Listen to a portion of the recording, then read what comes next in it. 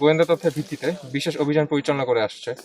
সুন্দরবনের নদী ও খালগুলোতে যৌথ বাহিনীর কর্তৃক নৌটহল এবং উপকূলীয় এলাকায় স্থলটহল জোরদার করা হয়েছে।